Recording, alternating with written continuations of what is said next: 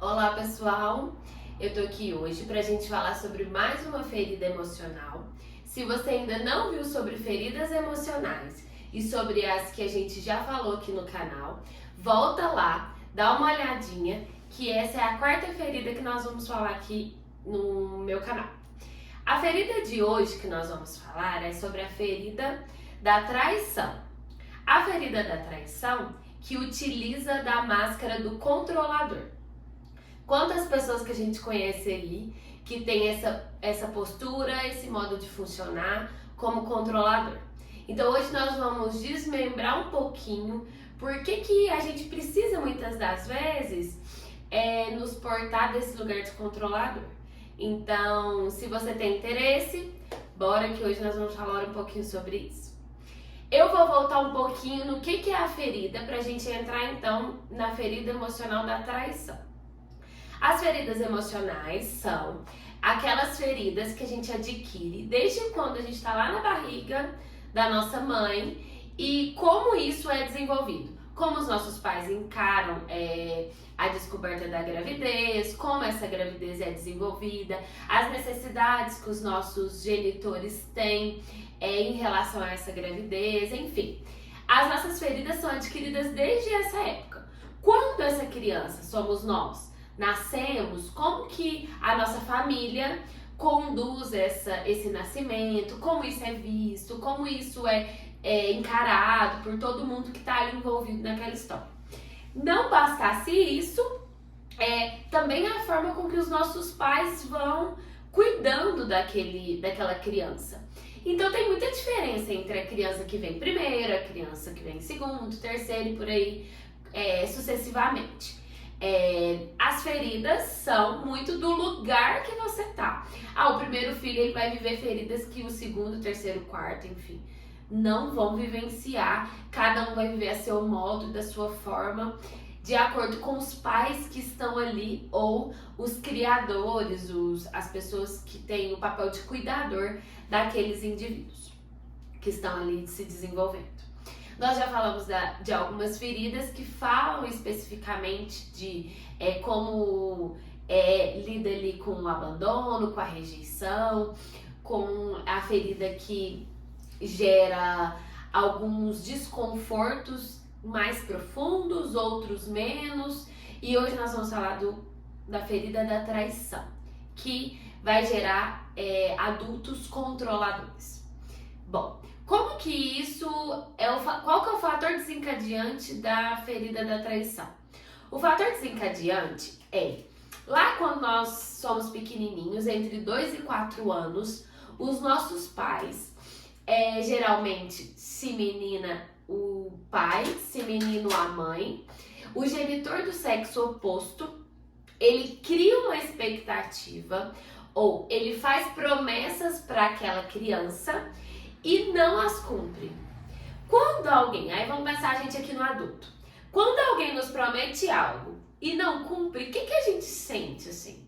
Sim, a gente se sente traído, a gente sente que, peraí, por que ela prometeu então e não cumpriu? Vamos pensar em adultos que, quando a gente ouve a palavra traição, a gente é muito limitado ao senso comum, que traição é como se a pessoa te fizesse algo que não foi combinado, né? Não combinasse o que foi prometido. Então, a ferida da traição enquanto criança é aqueles pais que prometem algumas coisas e quando tá na hora de cumprir aquele combinado, não cumprem. Então a criança fica com aquela sensação de por que ele não cumpriu algo que foi prometido para mim.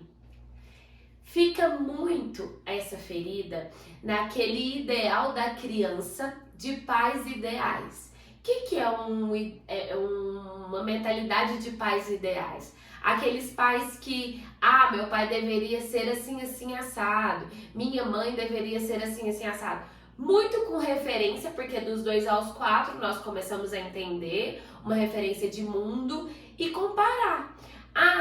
Em situações pontuais, nós vemos a mãe do nosso coleguinha fazendo X coisa, o pai da nossa coleguinha fazendo isso. Então nós começamos a criar uma expectativa em cima dos nossos pais e desejos em cima deles de um ideal de como é ser pai, como é ser mãe, desde tão pequenininho. Então, quando eles ainda ficam nessa postura de prometer e não cumprir, a expectativa fica ainda maior e a ferida vai ali começando a se instaurar naquela pequena fase da infância.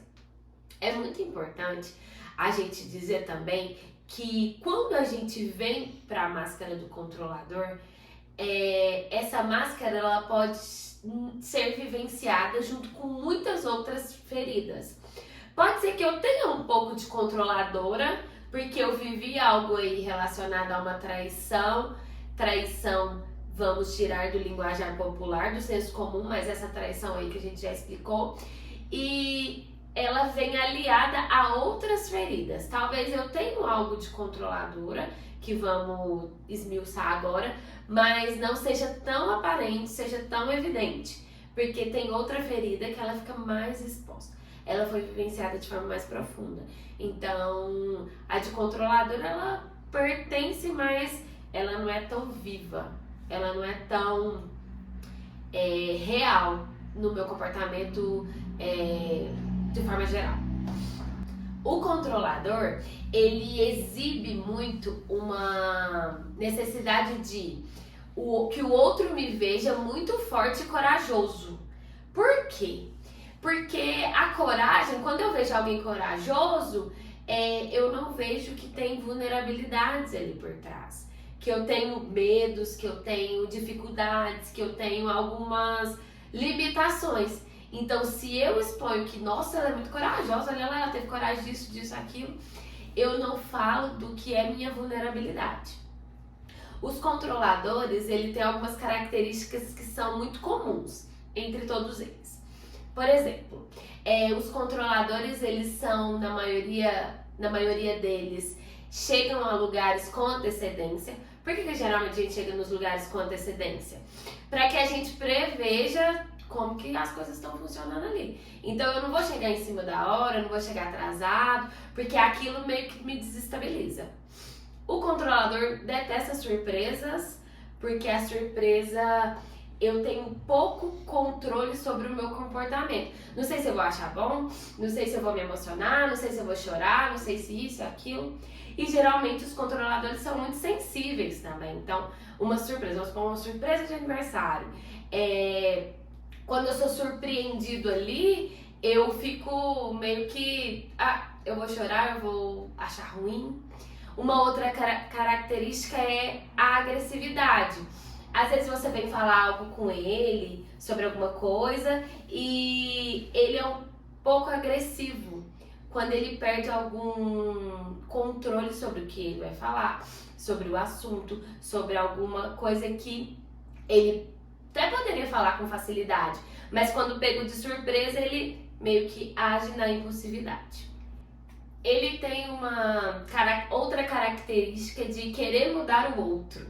Por que eu quero mudar o outro? Porque o que eu vejo no outro como um defeito, eu como controladora acho que não, isso daqui tem que mudar em você. Você não pode ser assim. A gente vê muito isso em relação de casal, né?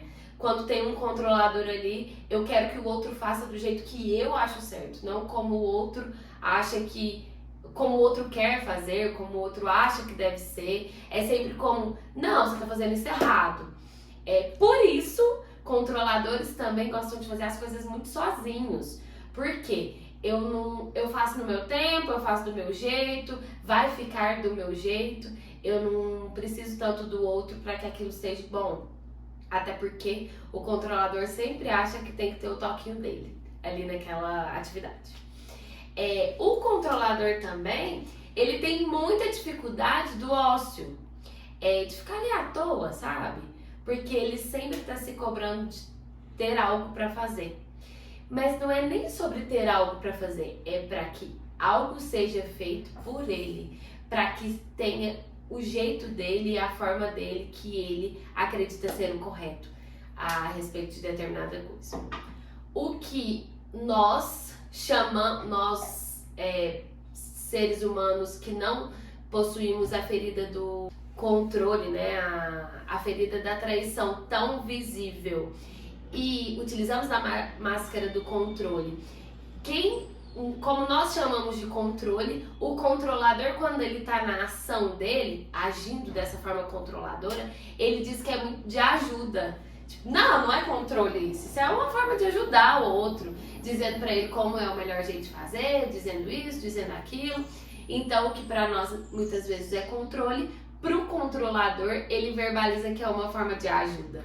Os pais, geralmente, quando ele insere essa ferida, constrói essa ferida na criança da traição, esses pais estão muitas vezes muito preocupados com a reputação que tem, de fazer aquilo de X forma, de ser de tal jeito, essa criança tem que ser assim, essa criança tem que ser a melhor da turma, essa criança isso.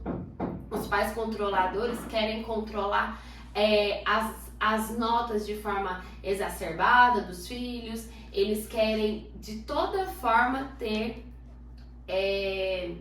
conduzir tudo que está sendo ali avaliado, feito à sua volta. Qual então, Camila, é a maior força do controlador? Qual que é a forma que ele pode levar a vida de forma muito mais leve, né? Deixar ou confiar de alguma forma que as coisas também dão certo quando eu não preciso ir lá tocar, quando eu não preciso fazer, quando não precisa ter a minha interferência. Então, se você achou que a máscara do controlador, a ferida da traição, diz um pouquinho de você, não fica num lugar de dor por às vezes eu agir assim e isso ser tão sacrificoso para mim. Procure ajuda, procure autoconhecimento. Quanto mais a gente se conhece, mais a gente consegue lidar com o meio externo e sofrer menos. Porque você concorda que quem quer controlar demais, ele fica o tempo todo ligado, ele fica o tempo todo em ação. E ficar o tempo todo em ação gera um cansaço interminável. Então, se você se conecta um pouquinho com essa ferida, procure ajuda, procure se conhecer melhor, para isso ficar cada vez mais leve e você conseguir levar uma vida muito mais tranquila. Se você gostou do vídeo, curte, comente e compartilhe. Ativa o sininho que toda semana tem um vídeo novo. E obrigada pela atenção. Tchau!